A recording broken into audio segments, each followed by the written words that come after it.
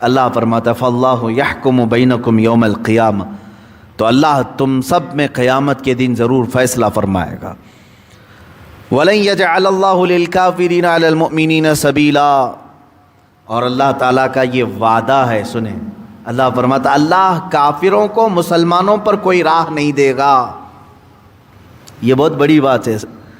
بعض لوگ یہاں آ کر کے رک جاتے ہیں، اے مولا تو فرما رہا ہے کافروں کو اللہ تعالیٰ مسلمانوں پر کبھی فتح نہیں دے گا، غلبہ نہیں دے گا، لیکن حالات اس کے برخلاف ہیں۔ حالات ایسے نہیں ہیں جیسے قرآن کہہ رہا ہے۔ تو کیا قرآن میں جھوٹے وعدے بھی ہوتے ہیں؟ معاذ اللہ رب العالمین، لا ریب فیہ، اس میں تو شک کی بھی گنجائش نہیں، شک کی بھی گنجائش نہیں۔ لیکن قرآن نے کہا ہے مومنین پر اللہ ان کو راستہ نہیں دے گا، کافروں کو غلبہ نہیں دے گا۔ لیکن ہم اس قرآن سے پوچھتے ہیں پھر یہ کیا ہے جو آج چل رہا ہے؟ ہم تو نہتے ہیں، ہماری مسجدیں چھین لی جا رہی ہیں، ہماری خانقاہیں برباد کی جا رہی ہیں، ہمارے بچوں کو یتیم کیا جا رہا ہے، عورتیں بیوہ ہیں، بہت سارے معاملات۔ تو میرے عزیزو جواب صرف ایک ہی ہے، لفظ پر توجہ دو۔ پھر قرآن کی آیت میں پڑھتا ہوں، لفظ پر توجہ دو، پھر قرآن پڑھ رہا ہوں، وَلَن يَجْعَلَ اللَّهُ لِلْكَافِرِينَ عَلَى الْمُؤْمِنِينَ سَبِيلًا، اللہ ہرگز کافروں کو مسلمانوں پر فتح نہیں دے گا، مومنین پر فتح نہیں دے گا۔ تم جو سوال کر رہے ہو کہ مولا یہ کیا ہے، سوال کرنے سے پہلے اپنی آئیڈینٹیٹی تو بتاؤ، کیا تم مومن ہو؟ پہلے تم اپنی آئیڈینٹیٹی بتاؤ۔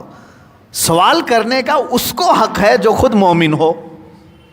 ایمان کے جو تقاضے ہیں اس پر اترے ہی نہیں اور تم پوچھ رہے ہو۔ قرآن تو آج بھی وہی کہہ رہا ہے، کان حقا علینا نصر المؤمنین، اللہ فرماتا ہے ہم نے اپنے اوپر لازم کر لیا ہے کہ ایمان والوں کی مدد کریں گے۔ اگر تم سوال کرو گے اللہ سے مولا تو پھر میری کیوں نہیں مدد کرتا، تو جواب یہی آئے گا ایمان کے تقاضے پورے کر، مدد آج بھی آئے گی۔ ایمان کے تقاضے کہاں سے سیکھے ہیں؟ کیسے پتہ چلے کہ ایمان کے تقاضے کیا ہیں؟ میرے عزیز، ایمان کے تقاضے یہ نہیں کہ اللہ تمہیں اپنے گھر بلا رہا ہو اور تم دکان کی طرف بھاگ رہے ہو۔ ایمان کے تقاضے یہ نہیں ہے عظمت رسالت پر حملے ہو رہے ہوں اور تو اپنے گھر کی دیواریں اونچی کر رہا ہو۔ ایمان کے تقاضے یہ نہیں ہے کہ مسجدیں پامال ہو رہی ہیں، شریعت مطہرہ پر حملے ہو رہے ہیں اور تم اپنے گھروں میں روٹیاں سینک رہے ہو۔ ایمان کے تقاضے یہ نہیں۔ ایمان جس کے دل میں رچ بس جائے اس کے انداز کیسے ہوتے ہیں وہ صحابہ کی زندگی میں تمہیں ملیں گے، تابعین کی زندگیوں میں ملیں گے۔ یہ وہ لوگ تھے جن کے متعلق حق فرمایا میرے مولا نے، رضی اللہ عنہم ورضوا عنہ، اللہ ان سے راضی ہے اور یہ اللہ سے راضی ہے۔ ایمان کی سب سے بڑی علامت یہ ہے، تم اللہ سے راضی ہو گئے، یہی سب سے بڑی علامت ہے۔ اللہ نے آج یہ حکم دیا مجھے کرنا ہے۔ تم تو فجر میں اٹھنے کو اپنے لیے ڈیفیکلٹ سمجھتے ہو، مشکل سمجھتے ہو۔ وہ صحابہ تھے جو کئی دن اپنے گھروں سے باہر بغیر پیروں میں چپل، بغیر اپنے اوپر کوئی زرہ لوہے کے لباس جنگوں میں آ جاتے اور پھر تیروں سے ان کے جسم چھلنی ہو جاتے، واپس مدینے جا رہے ہوتے، درمیان میں جبرائیل آتے ہیں، عرض کرتے ہیں آقا یہیں سے پھر دوسرے جہاد پر جانا ہے۔ صحابہ نے ایک لفظ بھی نہیں کہا، آقا دیر کس بات کی، چلے یہیں سے چلتے ہیں۔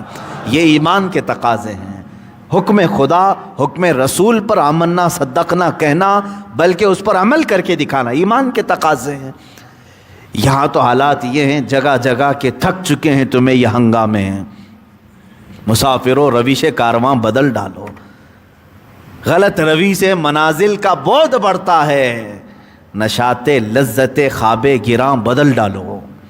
آج یہ حالات ہیں کہ ہمارے پاس بڑے بڑے ہنگامے ہو گئے، ہم اٹھنے کا نام نہیں لیتے۔ اور وہاں صحابہ کا حال یہ تھا کہ سہاگ رات ہے، پہلی رات ہے، آواز کانوں میں پڑی، بستر چھوڑ کر نکل پڑے۔ آج ہم کس سہاگ رات والے دولہا کو بلا رہے ہیں؟ آج ہم نے کب کس کو بلایا ہے؟ ہم ان کو بلا رہے ہیں جو ٹی وی پر، IPL پر، میچ پر بیٹھے ہوئے ہیں۔ آؤ تو صحیح، تم دنیا کی لذات کو نہیں چھوڑ سکے تو ایمان کے تقاضے کہاں سے پورے کر پاؤ گے؟ اور پھر آپ سوال کرتے ہیں کہ مدد کیوں نہیں آتی؟ قرآن کہہ رہا ہے مدد کریں گے، قرآن کہہ رہا ہے ہم پر اللہ کافروں کو غلبہ نہیں دے گا، سچ کہہ رہا ہے قرآن۔ ایک بار تم مومن بن کے تو دیکھو، ایک بار مومن بن کے تو دیکھو۔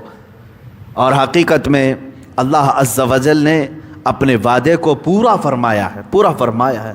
کیا تاریخ اس بات کی شاہد نہیں ہے کہ وہ صحابہ نہتے اپنے گھوڑوں پر چل پڑے ہیں اور سمندروں کو انہوں نے کہا تو سمندر ہٹ گئے اور راستہ دے دیے، وہ دریاؤں پر اپنے گھوڑے دوڑائے، افریقہ کے صحراؤں پر انہوں نے جھنڈے اسلامی لہرائے، اور اتنا ہی نہیں بلکہ بربر قوم جو پوری دنیا میں ظلم کے لیے مشہور ہے، جس کو کہتے ہیں نا ظلم و بربریت کیا۔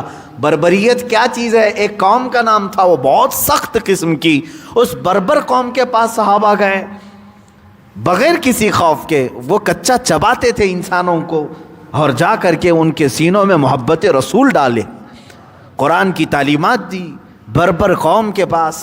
عزیزان گرامی وقات، ہم تو اپنے آس پڑوس میں دین کی تبلیغ نہیں کر سکے، پھر ہم مدد کس بات کی چاہتے ہیں؟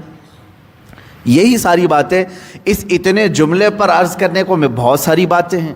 اللہ نے جو فرمایا وہ اپنی جگہ پر سچ ہے، اس پر یقین بھی تو ہونا چاہیے۔ اللہ نے جو فرمایا وَلَن يَجْعَلَ اللَّهُ لِلْكَافِرِينَ عَلَى الْمُؤْمِنِينَ سَبِيلًا، اللہ کافروں کو مومنین پر راستہ نہیں دے گا۔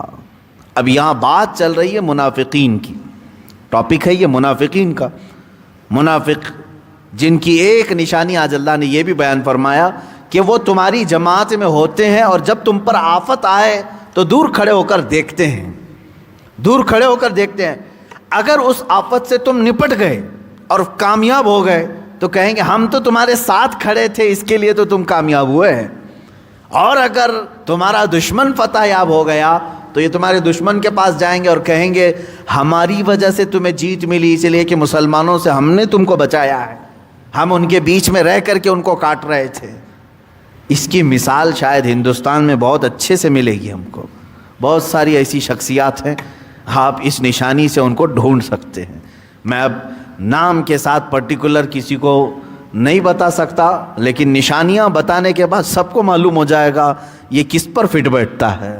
کبھی ادھر آ کر کے مومنین کے پاس ہماری دلجوئی کریں گے، ہماری حوصلہ افزائی کی باتیں کریں گے، اور جب ہمارا دشمنوں سے مقابلہ ہو جائے تو یہ انتظار کریں گے، دیکھتے ہیں پلہ کس طرف کا بھاری ہوتا ہے، دیکھتے ہیں اگر ہماری طرف پلہ بھاری ہوا تو جلدی سے آ کر کے کہتے ہیں مولانا معلوم ہے کتنی دعائیں کیا میں نے آپ کے لیے، بہت دعائیں کیا۔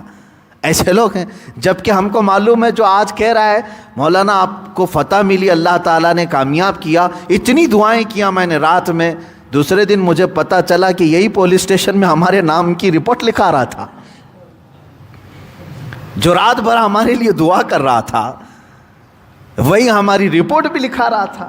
یہ منافقین کی صفات ہیں، دشمنوں سے اور جا کر کے ساز باز کرتے ہیں، ہماری شکست کی ہر کوشش کر لیتے ہیں، ہر ممکن کوشش کرتے ہیں، اور اگر شکست ہو گئی ہماری تو دور بھاگ جاتے ہیں، دور بھاگتے ہیں، اور اس کے بعد ان کو جا کر کے ان کے گلے لگ کر کے کہتے ہیں ہماری وجہ سے تمہیں جیت ملی ہے، اس لیے کہ یہ بہت ڈینجر آدمی تھا، میں قریب رہ کر کے اس کو تم سے کاٹ دیا، دور کر دیا۔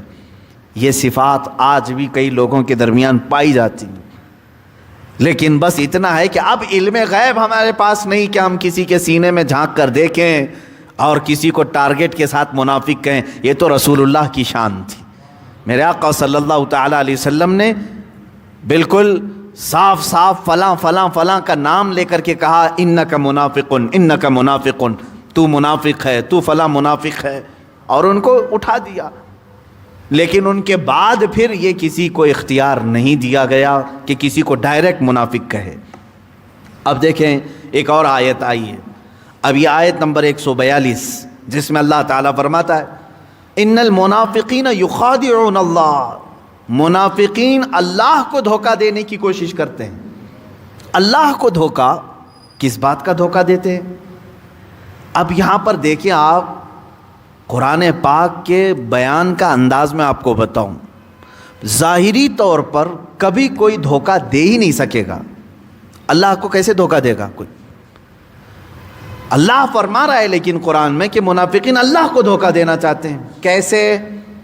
اس کی ایک مثال پہلے پارے میں ہی گزر چکی ہے. وَمِنَ النَّاسِ مَن يَقُولُ آمَنَّا بِاللَّهِ وَبِالْيَوْمِ الْآخِرِ وَمَا هُم بِمُؤْمِنِينَ.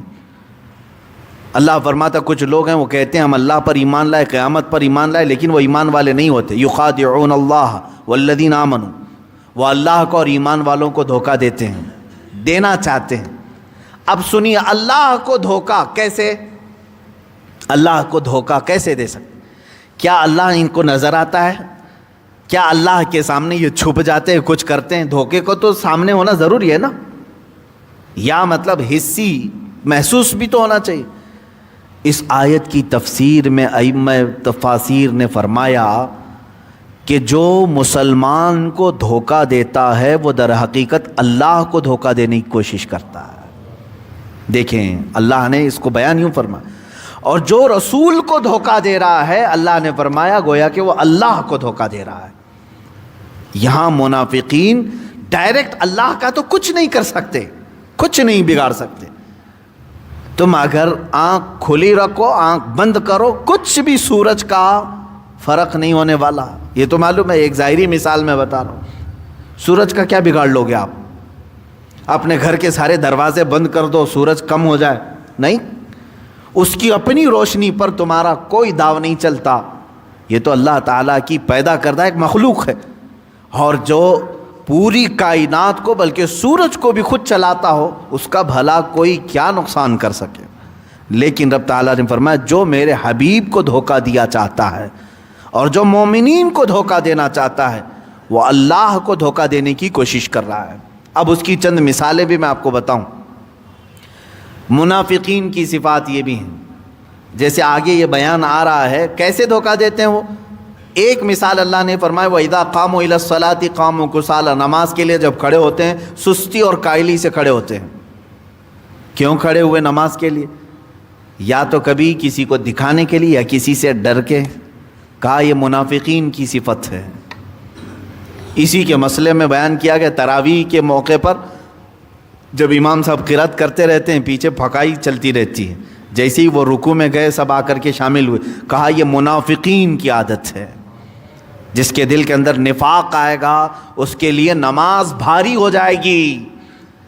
وہ تو صرف رسم ادا کرنے کے لیے آیا ہے. بہت سارے لوگ تو اس طرح نماز پڑھتے ہیں جیسے کہ اللہ سے کچھ قرضہ لیا ہے وہ ادا کرنے آیا ہے، یا پھر نماز پڑھنے کے بعد یہ سمجھتے میں نے احسان کر دیا اللہ پر.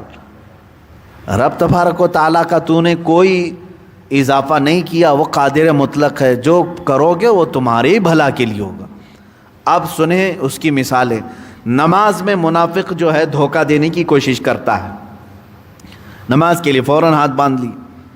اب مجھے بتائیے، مجھے اگر میرا کوئی شاگرد دھوکہ دے رہا ہے تو کیسے دھوکہ دے گا؟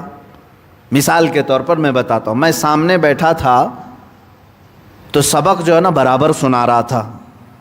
میں جب دیکھ رہا تھا مجھے سبق برابر سنا رہا تھا، اور جیسے ہی میں تھوڑا سا ادھر ہوا تو اس نے ایک صفحے کی ڈانڈی مار دی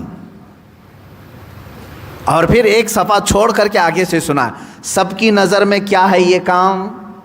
اس کو کیا کہیں گے؟ اس شاگرد نے مجھے دھوکہ دیا. کس بات کا دھوکہ دیا؟ استاد دیکھ نہیں رہے، استاد ادھر مشغول ہے، اس لیے اس نے بیچ کا ایک صفحہ کیا کر دیا؟ غائب کر دیا. آپ دکان کے مالک ہیں، آپ کے دکان میں مزدور ہے، گلے پہ آپ بیٹھے ہوئے ہیں، حساب کتاب چل رہا ہے. آپ کا مزدور نوٹ گن رہا ہے، 100 روپے کے برابر گن رہا. جیسے ہی آپ دیکھ رہے ہیں، جہاں آپ تھوڑی دور ادھر مشغول ہوئے اس نے فوراً 4 نوٹ اندر کر لیا اور پھر باقی گننے لگا. اس کو کیا کہیں گے؟ ایک چوری بھی ہے اور دھوکہ بھی. کس کے ساتھ؟ اپنے مالک کے ساتھ. کس لیے دھوکہ کیا اس نے؟ تھوڑی دیر ہوئے ادھر دیکھ رہا ہے. میرے عزیزو، یہ انسانوں کو دھوکہ دینے والی مثالیں ہیں. اب آؤ میں تمہیں بتاتا ہوں، وہ رب ذوالجلال ایک پل کے لیے بھی کسی سے غافل نہیں ہوتا. لا تأخذہ سنۃ ولا نوم. اللہ کو نہ اونگ آتی ہے نہ اسے نیند آتی ہے. اسے کون غافل کرے گا؟ وہ بالکل غافل نہیں. لیکن بندہ نماز کے لیے آیا, آپ نماز پڑھنے کے لیے آئے, میں دیکھ رہا تھا آپ سیدھے کھڑے ہو گئے, آنکھیں بالکل سجدے گاہ پر ہیں, تلاوت صحیح ہے, آپ نہ کھجا رہے ہیں, کچھ بھی نہیں ہے, میں دیکھ رہا ہوں. میری نظریں ادھر ہٹیں تو آپ نے اپنی نماز کو تیز کر لیا, اٹھک بیٹھک شروع کر دی, کھٹا کھٹ سجدے. یہ کیا ہوا؟ کوئی دیکھ نہیں رہا ہے مجھے, آس پاس میں کوئی ہے نہیں, جلدی جلدی مار لو. میرے عزیز, تو نے لوگوں کو نہیں براہ راست اپنے رب کو دھوکہ دینا چاہا, جبکہ وہ ایک لمحے کے لیے بھی تجھ سے غافل نہیں ہے. وہ جب دیکھ رہا ہے تمہیں, اس کے باوجود تم دھوکہ دے رہے ہو. تو یہ جو دنیا میں اپنے مالک کو دھوکہ دیتا ہے, اس سے بھی بڑا دھوکہ یہ ہوا. یہاں دکان میں دھوکہ اس لیے دے رہا تھا کہ وہ نہیں دیکھ رہا تھا. استاد کو شاگرد اس لیے دھوکہ دے رہا تھا کہ استاد دوسری طرف مشغول تھا. لیکن یہ بندہ خدا کو دھوکہ دینے کی اس وقت کوشش کر رہا ہے جب خدا خود اس بندے کو دیکھ رہا ہے. وہ دیکھ رہا ہے. ایک لمحے کے لیے بھی مولا تعالیٰ کسی بندے سے غافل نہیں. وَمَا اللَّهُ بِغَافِلٍ عَمَّا تَعْمَلُونَ. اللہ نے قرآن میں کئی جگہ فرمایا جو کچھ تم کر رہے ہو اس سے اللہ غافل نہیں. يَعْلَمُ خَائِنَةَ الْأَعْيُنِ وَمَا تُخْفِي الصُّدُورُ. جو تمہاری آنکھیں چھپاتی ہیں, خیانت کرتی ہیں, اور جو تمہارا دل چھپاتا ہے اللہ اسے بھی دیکھ رہا ہے. اسی لیے محبوب الہی کے بارگاہ میں ایک مرید آئے اور انہوں نے پوچھا, مرید کہا کہ حضور خواہش ہوتی ہے کبھی کبھار تو گناہ کرنے کی اجازت ہونی چاہیے, زندگی میں کبھی کبھار گناہ کرنے کی اجازت ہونی چاہیے. انہوں نے کہا بالکل صحیح کہہ رہا ہے, آج کے پیر تو دے بھی دیتے, چل میرے سامنے ہی کر لے, یہاں الاؤڈ ہے, باہر نہیں ہے. محبوب الہی نے کہا کہ تجھے گناہ کرنے کی خواہش ہے تو میری طرف سے 2 شرطیں ہیں, یہ 2 شرطیں کمپلیٹ کر لے, جو من میں آئے کر لے, گناہ کر لے, کوئی حرج نہیں. تو وہ مرید پوچھنے لگا کہ پہلی مرتبہ شیخ کامل سے اس طرح کی بات سننے کو مل رہی, بتائیں کون سی 2 شرطیں ہیں؟ محبوب الہی نے فرمایا ٹھیک ہے, جب بھی گناہ کرنے کی خواہش آئے, گناہ کرنا لیکن خدا کی سلطنت سے باہر جا کے کرنا, وہاں جا کر کے کرو جو خدا کی حکومت سے حصہ باہر ہے. اس نے کہا کون سا ایسا ذرہ ہے جو اس کی سلطنت میں نہیں ہے, کون سا ایسا خطہ ہے؟ کہا دوسری شرط. آپ نے کہا گناہ کرنے کی خواہش ہو تو کر لینا, دوسری شرط یہ ہے اس وقت کرنا جب وہ سو رہا ہو. اس نے کہا اگر میں نے یہ عقیدہ رکھ لیا تو کافر ہو جاؤں گا. اسے تو اونگ بھی نہیں آتی, اس کے سونے کا سوال ہی نہیں ہے. تو محبوب الہی نے جلال میں کہا اے بندے, جب تجھے یہ 2 باتیں معلوم ہے تو کتنی جرت کا تو سوال کر رہا ہے, کتنی جسارت ہے تیری اس بات پر کہ تو گناہ کرنے کے وقت اس کی زمین سے بھی باہر نہیں جا سکتا اور اس کی نگاہوں سے پوشیدہ بھی نہیں ہو سکتا. تو کیا یہ شرم کی بات نہیں کہ اسی کی زمین پر اسی کے سامنے تو ننگا ناچنا چاہیے, گناہ کرے؟ عزیزان گرامی, منافق جو کرتا ہے وہ یہی ہے کہ وہ اللہ کو دھوکہ دینے کی کوشش کرتا ہے, مگر دھوکہ دے نہیں سکتا, وہ اپنے آپ کو دھوکہ دے رہا ہے. کیسے معلوم؟ جیسے کہ میں نے غالباً آپ کو بتایا, وہ ایک پرندہ ہے, جیسے ہی وہ دشمن کو دیکھتا ہے اپنا منہ اپنے پروں میں چھپا لیتا ہے. چھپا لیتا ہے کیوں؟ شکاری جیسی اس کی طرف نشانہ کرتا ہے اپنی منڈی پروں میں چھپا لیتا اور یہ سوچتا ہے اب میں چھپ گیا, اب مجھے کوئی دیکھ نہیں رہا ہے. خالی اس کا منہ چھپ گیا تو کیا سوچتا ہے میں پوشیدہ ہو گیا, اب کسی کو نہیں دکھ رہا ہوں. میرے عزیزو, اسی طرح کی بے وقوفی منافق کرتا ہے. وہ چند لوگوں کی نظروں سے پوشیدہ ہو کر جو حرکتیں کرتا ہے وہ یہ سمجھتا ہے اب مجھے کوئی نہیں دیکھ رہا. ارے قادر مطلق جس نے پیدا کیا وہ ہر لمحہ تجھے دیکھ رہا ہے. ایک نمازوں میں ہوا, دوسرے زکوٰۃ کے معاملات میں بھی. یہ ڈانڈی مارنا جس کو کہتے ہیں دھوکہ دینا, اللہ کو دھوکہ دینے کی کوشش کر رہے ہو. بہت سارے لوگ زکوٰۃ کے سوال کرتے ہی رہ جاتے ہیں, سال بھر کرتے رہتے ہیں, نکلتی کب ہے میاں؟ سوالات پہ ہی آپ پورا سال گزار دیتے ہو. اور بچا لینے کے لیے کوشش. کبھی کبھار مجھے ایسا لگتا ہے کہ میں سی اے تو نہیں ہوں ٹیکس بچانے کے لیے جس طرح ہم سی اے کو پوچھتے رہتے ہیں.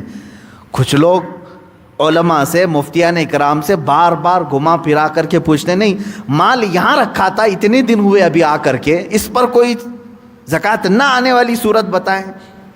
یعنی گورنمنٹ سے ٹیکس بچانے کے لیے سی اے مشہور ہے, وہ خود فارمولے بتائیں گے آپ کو کہ ٹیکس کیسے آپ بچا سکتے ہیں. تو کچھ لوگ یہ سمجھتے ہیں کہ مفتی اور عالم اسی لیے ہوتے ہیں زکوٰۃ بچانے کے راستے دکھائیں گے. کچھ لوگوں کو میں نے سنا بھی کہ اس طرح سے کرتے ہیں, اللہ انہیں ہدایت عطا فرمائے. گورنمنٹ سے ٹیکس بچانا اور ہے, اللہ سے زکوٰۃ بچا کر رکھنا اور ہے. میرے عزیزو, یہ منافقین کی عادت ہے جو اللہ کو دھوکہ دینے کی کوشش کر رہے ہیں. مال چھپا کر کے رکھا, اور اپنے پاس مال تھا 6 مہینے رکھا اور پھر کسی کو دے دیا, کیونکہ زکوٰۃ کے لیے سال پورا گزرنا فرض ہے, شرط ہے اس کی. مال پر سال گزرنا شرط ہے, نصاب پر. تو سال گزرنے سے پہلے کسی دوسرے کو دے دیا, اس کا سال ہونے سے پہلے پھر واپس لے لیا. زندگی بھر ہیر پھیر کرتا رہا, وہ یہ سوچتا رہا کہ میرے اوپر زکوٰۃ آئی نہیں. تم کس کو دھوکہ دے رہے ہو؟ یہ کس کو دکھانے کے لیے کر رہے ہو؟ اس کو جو تمہارے دلوں کی بھی خبر رکھتا ہے. یہ تمہارا ہیر پھیر اللہ کی نظروں میں ہے. یہ منافقین اس طرح سے کرتے تھے. جیسے آج بھی زکوٰۃ بچانے کے طور پر کچھ لوگ اس میں مشغول ہیں. جیسے موسیٰ علیہ السلام کی قوم بنی اسرائیل, اللہ نے فرمایا تھا کہ سنیچر کے دن شکار کرنا تمہارے لیے حرام ہے. اس امت پر سنیچر کے دن مچھلی شکار کرنا, کوئی بھی شکار کرنا حرام تھا شریعت موسوی میں. اب ان کو روزانہ مچھلی پکڑنی ہوتی تھی. ایک دن کی چھٹی, سیٹرڈے ہاف, یا مطلب پورے طور پر ان کا یہ چھٹی کا دن تھا, حرام تھا اس دن شکار کرنا. یہ کیا کرتے تھے؟ جمعہ کے دن جا کر کے جال لگا دیتے تھے. جمعہ کے دن جال لگا دیتے تھے اور سنڈے کو جا کر نکالتے تھے. اور کہتے تھے کہ ہم نے سیٹرڈے کو کوئی شکار ہی نہیں کیا ہے, شریعت پر عمل ہے. لیکن جال کب لگائے تھے؟ جمعہ کو. اور نکالے کب؟ سنڈے کو, اتوار کو. جبکہ اس میں جتنی مچھلیاں پھنسی تھیں وہ سب کی سب سنیچر کو پھنسی ہوئی تھی. وہ سنیچر کا ہی شکار تھا. اور وہ کس کو کر رہے تھے؟ یہ کس کو دکھانے کے لیے؟ اللہ کو. اللہ تعالیٰ نے ان کے متعلق قرآن میں پہلے پارے میں بات فرمائی. اللہ تعالیٰ فرماتا ہے کہ ہم نے منع کیا تھا کہ سنیچر کے دن کا شکار نہ کیا جائے, لیکن انہوں نے بہانے کے ذریعے سے اس طور پر کہ جمعہ کو جا کر کے رکھتے تھے اور پھر اتوار کو جا کر کے نکالتے تھے. اللہ تعالیٰ قرآن میں فرماتا وَلَقَدْ عَلِمْتُمُ الَّذِينَ اعْتَدَوْا مِنْكُمْ فِي السَّبْتِ, اور بے شک ضرور تمہیں معلوم ہے تم میں کہ وہ جنہوں نے سنیچر کے دن سرکشی کی, فَقُلْنَا لَهُمْ كُونُوا قِرَدَةً خَاسِئِينَ, اللہ نے ان پر عذاب کیا دیا. اللہ فرماتا ہے تو ہم نے ان سے فرمایا کہ ہو جاؤ دھتکارے ہوئے بندر. وہ سب کے سب بندر بن گئے تھے. سنیچر کے دن شکار کرنا ان کے لیے منع تھا, لیکن ہیلا بہانہ کر کے کہاں سے کر رہے تھے؟ جمعہ ٹو سنڈے. لیکن اللہ کا عذاب ان کو بھی گھیر لیا. میرے عزیزو, ہیلے بہانے دھوکہ یہ تمام چیزیں تم انسانوں سے بچا تو سکتے ہو, لیکن خالق کائنات سے کیسے؟ مومن وہ ہے جو اپنے رب تبارک و تعالیٰ کو اپنے ظاہر میں بھی سمجھتا ہے, اپنے باطن میں بھی سمجھتا ہے کہ وہ میری ہر چیز سے واقف ہے. منافق دھوکہ دینے کی کوشش کرتا ہے. اب یہ آپ کے اوپر ہے آپ کس طرح کی ایکٹیویٹیز کر رہے ہیں. نمازوں میں, اپنے زکوٰۃ میں, اپنی عبادات میں ہمیشہ ایک تصور قائم رہے کہ میرا جو کچھ بھی ہے. اسی لیے قرآن میں اللہ نے فرمایا اے رسول آپ فرما دیں قل ان صلاتی و نسکی و محیای و مماتی للہ رب العالمین. اے محبوب آپ فرما دیں کہ میری نماز, میری قربانی, میرا جینا اور میرا مرنا سب اللہ کے لیے ہے, کسی کے لیے نہیں. کچھ لوگ قربانی کا اس سال کا مسئلہ آیا کہ لاک ڈاؤن چل رہا ہے, بہت کچھ معاملات ہیں, اس لیے ہم قربانی نہیں کریں گے. پیسہ تو رکھے تھے لاک ڈاؤن میں, مالک نصاب تو تھے آپ، جو مالک نصاب تھا اور نہیں کیا وہ گناہ میں گرفتار ہوا۔ ہاں تو لاک ڈاؤن اللہ کا لگایا ہوا نہیں تھا، یہ تو تمہارے مودی جی کا لگایا ہوا تھا۔ رب تبارک و تعالیٰ کی بارگاہ میں تو تمہاری پکڑ ہے، جہاں اللہ عز و جل کی طرف سے تمہارے لیے کوئی اعلان ہوا کہ فلاں فلاں چیز میں تمہارے لیے چھوٹ ہے، تو اس چھوٹ کا تم فائدہ اٹھا سکتے ہو۔ جیسے رمضان کے روزے ہیں، رمضان کے روزے ہر مسلمان پر فرض ہیں، لیکن اللہ نے تمہیں چھوٹ دی، اگر تم سفر کر رہے ہو تو تمہارے لیے چھوٹ ہے، نہ رکھو، جب سفر سے آ گئے تو واپس قضا کر لینا۔ کوئی عورت حاملہ ہے، دودھ پلانے والی ہے بچے کو، اس کو لیے اللہ نے چھوٹ دیا ہے، اس چھوٹ کا تم فائدہ اٹھاؤ۔ لیکن اس طرح کہ گورنمنٹ کی طرف سے کوئی معاملات آئے یا پھر کہیں ایسے آپ کے خود کے پیدا کیے ہوئے ہیں اور اس کو بیس بنا کر کے اگر تم عبادات میں ڈانڈی مارنا شروع کیے، اس پہ بھی تمہاری پکڑ ہوگی۔ منافقین ہمیشہ ہیلا بہانہ تلاش کرتے ہیں، ہیلا بہانہ تلاش کرتے ہیں۔